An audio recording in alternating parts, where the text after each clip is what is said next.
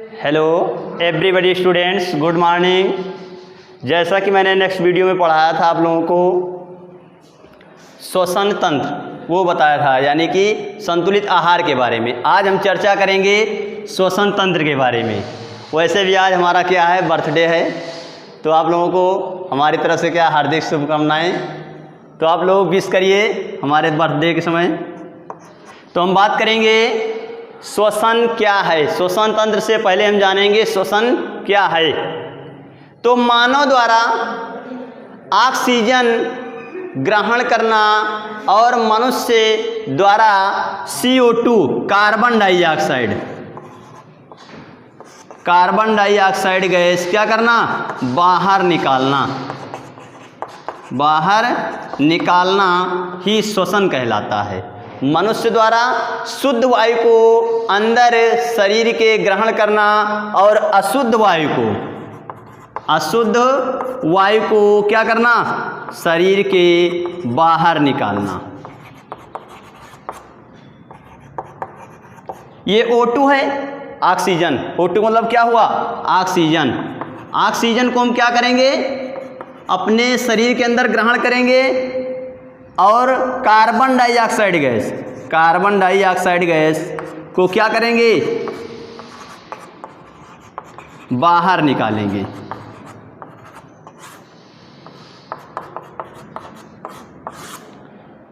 मनुष्य द्वारा शुद्ध वायु अर्थात ऑक्सीजन गैस को शरीर के अंदर ग्रहण करना, शरीर के अंदर क्या करना, ग्रहण करना, और अशुद्ध वायु CO2 कार्बन डाइऑक्साइड गैस को क्या करना, बाहर निकालना ही क्या कहलाता है, श्वसन कहलाता है।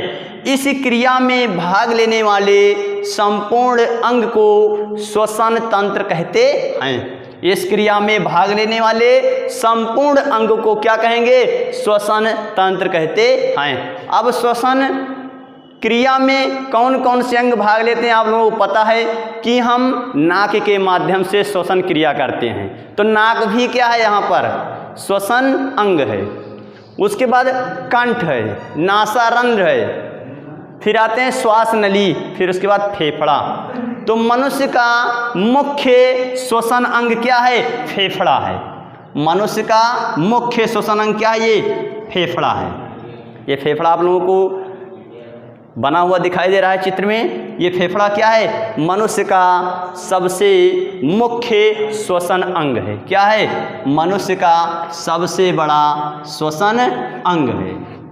क्या है, फेफड़ा।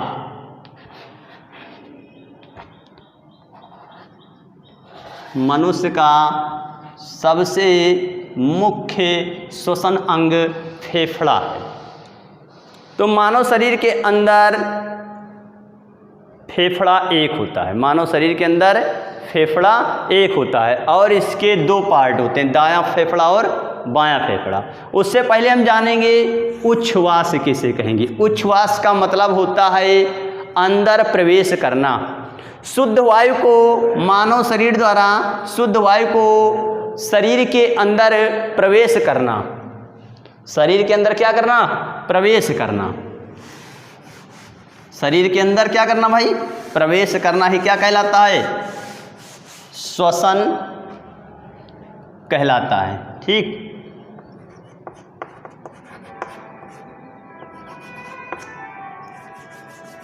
ये दायां फेफड़ा है।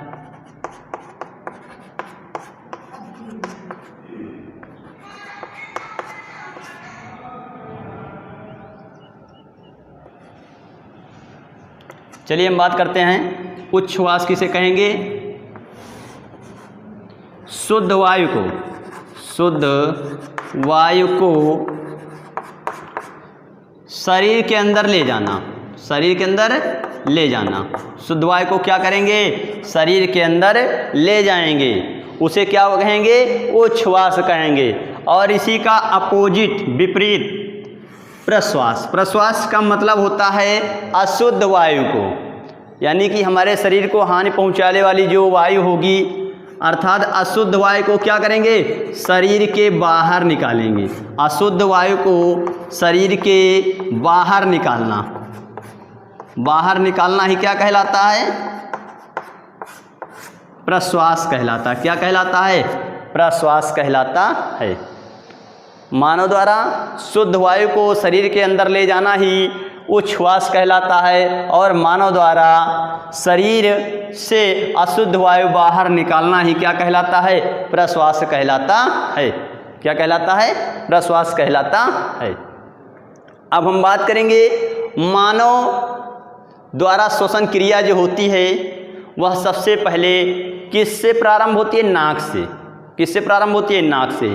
तो श्वसन तंत्र के विभिन्न अंग हैं। श्वसन तंत्र के क्या हैं? विभिन्न अंग हैं। श्वसन क्रिया में भाग लेने वाले संपूर्ण अंग को क्या कहते हैं? श्वसन तंत्र कहते हैं। तो हम बात करेंगे आगे श्वसन अंग कौन कौन से हैं। श्वसन अंग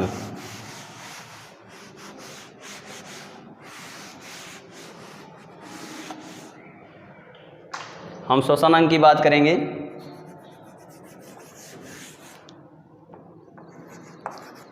श्वसन अंग। श्वसन अंग में पहला अंग है हमारा नाक। क्या होता है? नाक। अब नाक क्या है? नाक के बारे में जानेंगे। होठों के ऊपर, होठों के ऊपर परंतु आँख के नीचे एक नाक पाई जाती है। होठों के ऊपर और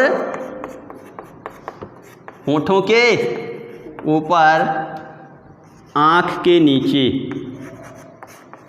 आँख के नीचे दो छिद्रों वाली नाक पाई जाती है। नाक पाई जाती है। ये जैसे हमारी क्या है? ये नाक है। ये क्या हमारी? नाक है। तो इसके माध्यम से हम क्या करते हैं? ऑक्सीजन गैस ग्रहण करते हैं। और नाक जो हमारी है इसमें दो छिद्र पाए जाते हैं।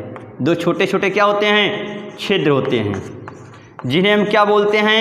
नासारंध्र कहते हैं। क्या कहते हैं? नासारंध्र।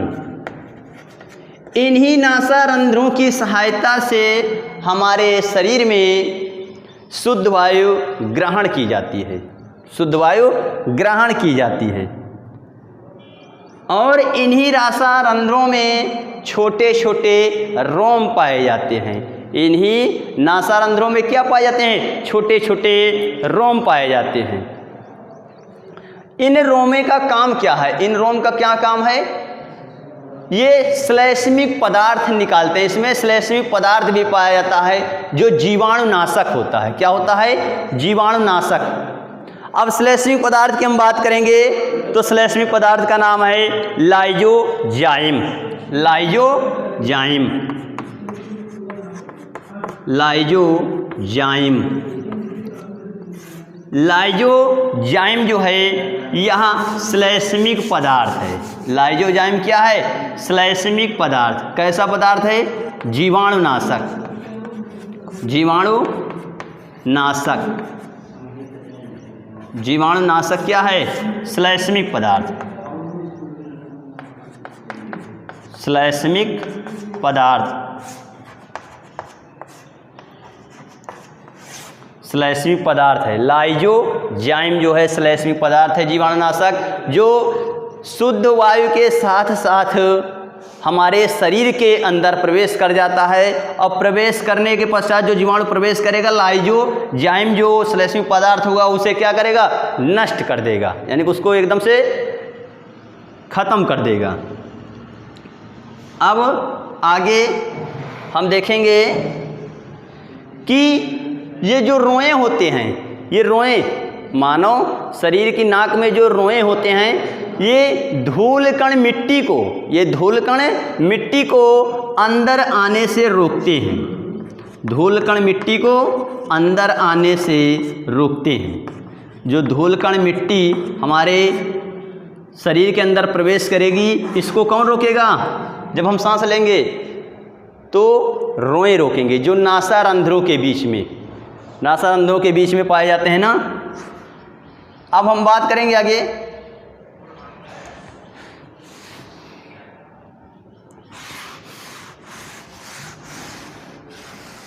नासा रंध्रों के बीच में, नासा रंध्रों के बीच में एक कपाट होता है। कपाट का मतलब होता है दरवाज़ा। नासा रंध्रों के बीच में एक कपाट पाया जाता है। कपाट जो होता है जिसे हम बोलते हैं अंतरनासिका पट। अंतरनासिका पट, अंतरनासिका पट। नासा रंध्रों के बीच में कपाट पाया जाता है जिसे कहते हैं अंतरनासिका पट। क्या कहते हैं? अंतरनासिका पट कहते हैं। नाक का अगला भाग कंठ कहलाता है। नाक का अगला भाग कंठ कहलाता है। तो अब बात हम करेंगे कंठ की। नाक का अगला भाग कंठ कहलाता है। अब कंठ का काम क्या है? ये जो कंठ होता है इसके माध्यम से हम क्या करते हैं, आवाज़ें हमारे शरीर के अंदर जो होती हैं वो बाहर निकलती हैं कंठ के माध्यम से। कंठ के माध्यम से हम बोलते हैं, जिसे हम कंठ को कहते हैं स्वर यंत्र कहते हैं, जिनके माध्यम से हम किसी व्यक्ति को संबोधित कर सकते हैं, बोल सकते हैं या कुछ गा सकते हैं या कह सकते हैं। तो किसके माध्यम से? कंठ के माध्यम से। तो मानव शरीर के अंदर कंठ पाया जाता है। मानव शरीर के अंदर कंठ पाया जाता है। और कंठ के जो पीछे होता है, स्वर यंत्र के पीछे ग्रास नली होती है। स्वर यंत्र के पीछे क्या होती है?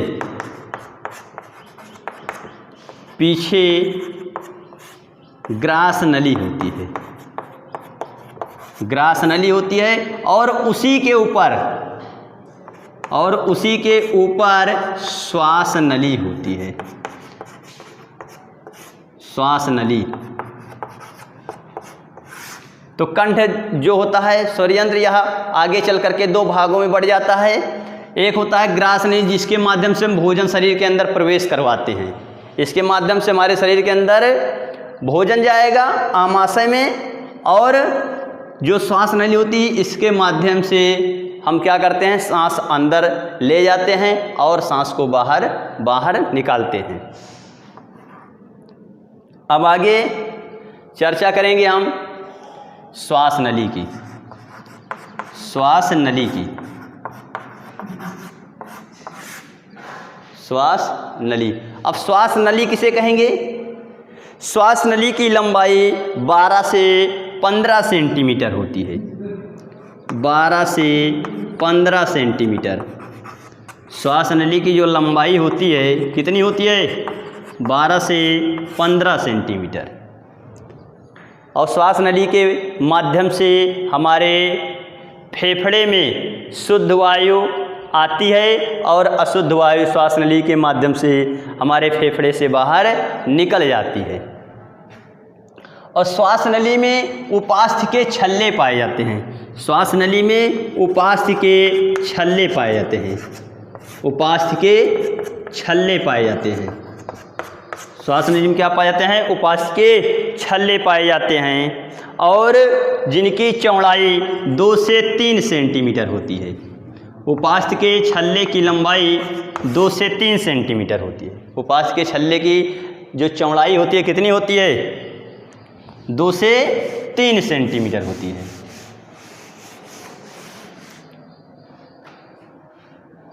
यह चौड़ाई हुई। उपास्थि के छल्ले की चौड़ाई 2 से 3 सेंटीमीटर होती है। और ये उपास्थि के छल्ले का काम क्या होता है? ये स्पंजी आकार के लचीले होते हैं। कैसे होते हैं? लचीले होते हैं। और इनकी जो संरचना होती है अंग्रेजी के सी आकार के होते हैं। अंग्रेजी के सी के आकार के होते हैं। पूछा जाएगा क्वेश्चन कि मानव शरीर के अंदर श्वसन अंग में, मानव शरीर के श्वसन अंग में अंग्रेजी के सी आकार की संरचना किसकी होती है? तो हम बात करेंगे किसकी? उपास्थि के छल्ले की। और उपास्थि के छल्लों का जो काम होता है वह फूलते हैं, पिचकते हैं, फूलते हैं, पिचकते हैं। बात समझ में आ रही ना? अगर भाई फूलेंगे पिचकेंगे नहीं तो हमारी सांस नली दब जाएगी। सांस अंदर बाहर कैसे आएगी? नहीं आएगी ना। तो इनका काम क्या है, ये श्वास नली को पिचकने से रोकते हैं। उपास्थि के छल्लों का काम क्या है, श्वास नली को पिचकने से रोकते हैं, पिचकने से रोकते हैं। किसका काम है ये, पिचकने से रोकना भाई श्वास नली को, उपास्थि के छल्लों का काम है। और यही श्वास नली आगे चल करके दो भागों में डिवाइड हो जाती है, बढ़ जाती है, श्वसनी जिसे बोलते हैं। क्या बोलते हैं, श्वसनी बोलते हैं। ये इधर हो गई और ये इधर। अब हम बात करेंगे फेफड़े के अंदर, हम आ गए, फेफड़े के अंदर आ गए। तो फेफड़े में ये इधर आप लोगों को दिखाई दे रहा है, ये दाईं श्वसनी हो गई श्वसनिका और ये बाईं श्वसनिका, ये दाईं श्वसनिका और ये बाईं श्वसनिका। इन्हीं श्वसनिकाओं के माध्यम से, इन्हीं श्वसनिकाओं के माध्यम से हमारे शरीर के अंदर फेफड़े में जब वायु पहुंचती है तो ये श्वसनिकाएं क्या करती हैं, वायु कोशों में फैला देती हैं। यही श्वसनिकाएं आगे चल करके छोटी छोटी श्वसनिकाओं में विभाजित हो जाती हैं। यही श्वसनिकाएं आगे चल करके छोटी छोटी भागों में आप लोगों को दिखाई दे रहा है ना, बढ़ गई है नहीं, डिवाइड हो जाती हैं, बढ़ जाती हैं और वायु कोशों का क्या करती हैं, निर्माण करती हैं, जिसमें वायु भरी जाती है। और वायु में बात करेंगे तो छोटी छोटी कोशिकाएं पाई जाती हैं वायु कोशों में, वायु कोशों में छोटी छोटी कोशिकाएं पाई जाती हैं। कौन सी कोशिकाएं, लेकिन रक्त कोशिकाएं, रक्त कोशिकाएं पाई जाती हैं।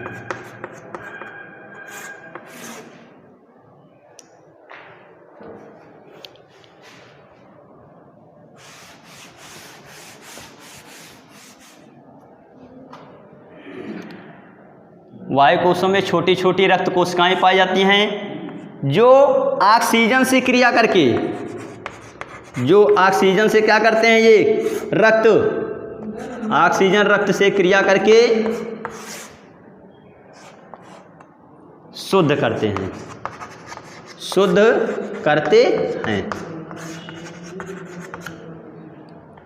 तो रक्त की बात करेंगे, रक्त कहाँ शुद्ध होता है, फेफड़े में।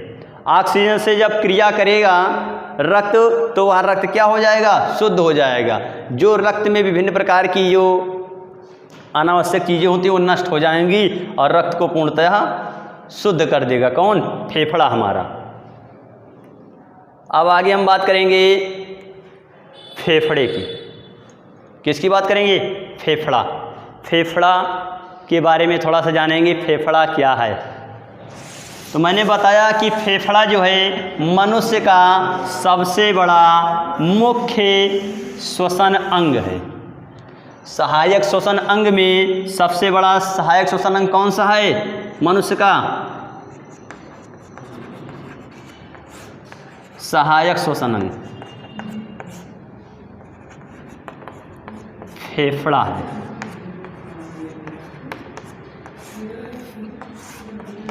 तो मनुष्य के अंदर फेफड़ा पाया जाता है। फेफड़े की स्थिति कैसा है और कहाँ पर स्थित है, तो फेफड़े की बात करेंगे। मानव शरीर में वक्ष गुहा के अंदर, मानव शरीर के जो हमारा वक्ष है ना, वक्ष गुहा के अंदर डायाफ्राम के ठीक ऊपर दोनों तरफ स्थित होता है। ये डायाफ्राम के ठीक ऊपर क्या है, हमारा जो फेफड़ा है दोनों तरफ, दाएं तरफ और बाएं तरफ वक्ष के स्थित है ये फेफड़ा हमारा। अब बात करेंगे दायां फेफड़ा और बाएं फेफड़े की बात। ये दो पिंडों में, फेफड़ा जो होता है दो पिंडों में विभक्त होता है। फेफड़ा दो पिंडों में विभक्त होता है, दायां फेफड़ा और बायां फेफड़ा।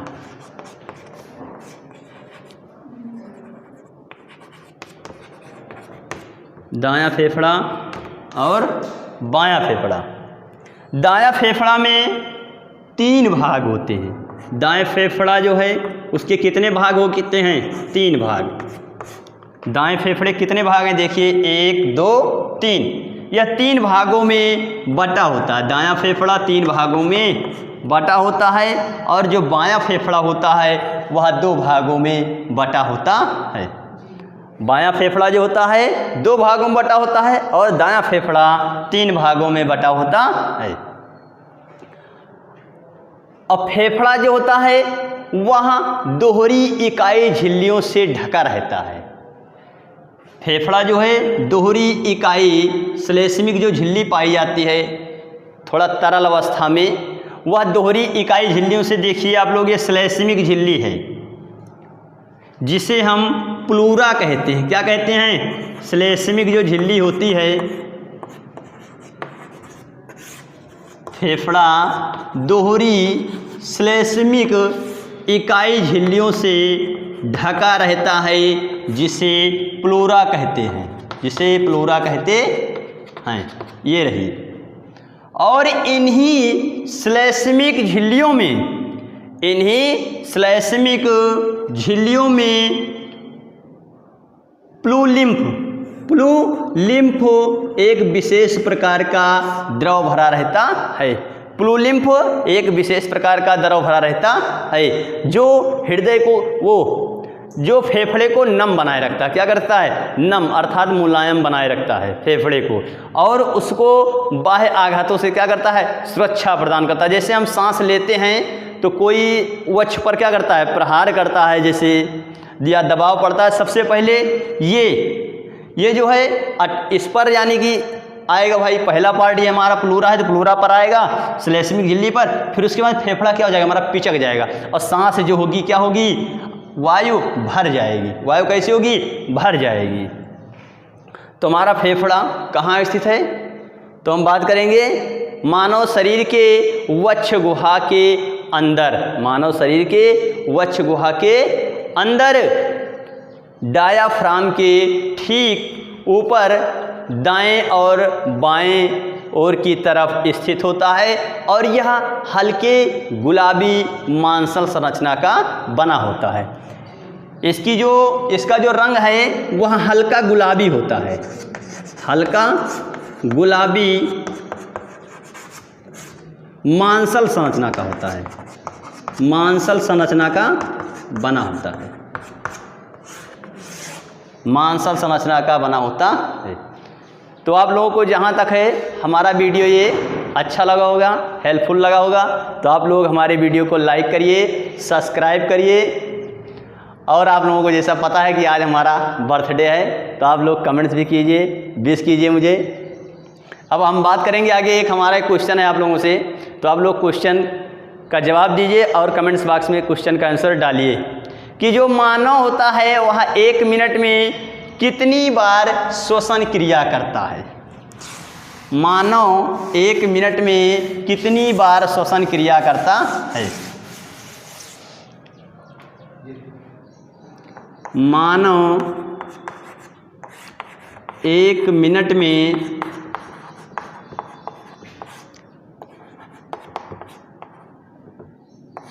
कितनी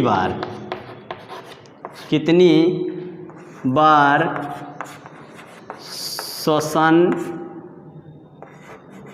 क्रिया करता है?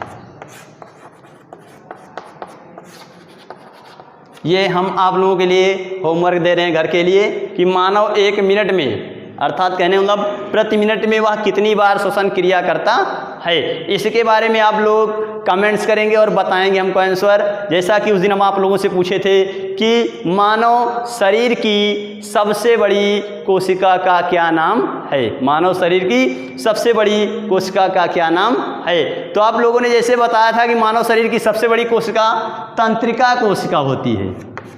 कुछ बच्चों ने कमेंट्स किया, जैसे रोहित हो गए, विशाल हो गए, शैलेंद्र हो गए, इन सभी बच्चों ने कमेंट्स करके बताया कि सर सबसे बड़ी कोशिका का नाम तंत्रिका कोशिका है। तो हम उन बच्चों का धन्यवाद देना चाहते हैं जो हमारे वीडियो को देख रहे हैं और लाइक कर रहे हैं, सब्सक्राइब कर रहे हैं, और जो क्वेश्चन हम पूछ रहे हैं उन क्वेश्चनों का जवाब भी दे रहे हैं। तो कोशिका बताए थे, तंत्रिका कोशिका सबसे बड़ी कोशिका होती है जो न्यूरॉन की बनी होती है। किससे बनी होती है? न्यूरॉन से। और तंत्रिका कोशिका हमारे मस्तिष्क से संबंधित होती है। जो हमारा मस्तिष्क होता है उससे तंत्रिका कोशिका संबंधित होती है। अब ये आप लोगों का क्वेश्चन है, आप लोग क्वेश्चन को ध्यान से पढ़िए, समझिए और क्या करिए, कमेंट्स बॉक्स में हमारे आंसर का जवाब दीजिए कि सर ये क्वेश्चन का आपका जवाब ऐसा होगा। तो हम आप लोगों को आगे चल करके अगली वीडियो में अगला वीडियो आप लोगों को भेजेंगे। थैंक्स।